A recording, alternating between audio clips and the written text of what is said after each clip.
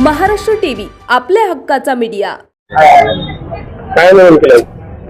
अयोध्येतील राम मंदिरात प्रभू श्रीरामांच्या मंदिरात दानपेटीची चोरी झाली, त्याचा निषेध म्हणून आम्ही धाराशिव येथील राम मंदिरामध्ये रघुपती राघव राजाराम या भजनाच्या अनुषंगानं त्या ठिकाणी रामाला साकडं घातलं की या लोकांना सद्बुद्धी दे आणि यांची डोके ताळ्यावर आण।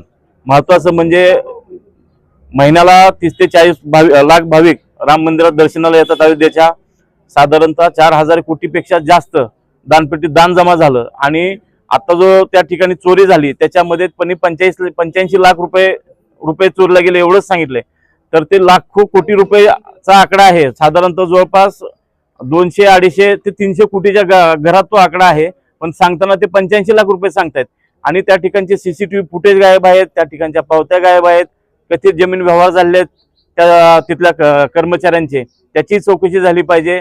हे सगळं प्रकरण बाहेर आलं पाहिजे। याच्यासाठी काँग्रेस जिल्ह्यासह राज्यभर आणि देशात आंदोलन करत आहे। या लोकांना कठोर शासन होऊन यामध्ये भारतीय जनता पार्टीचे जे लोक सहभागी आहेत त्यांच्यावरही पोलीस ऍक्शन झाली पाहिजे, याच्यासाठी हे आंदोलन आम्ही करत आहोत। वर सबस्क्राइब करा आणि बेल आयकॉन प्रेस करा।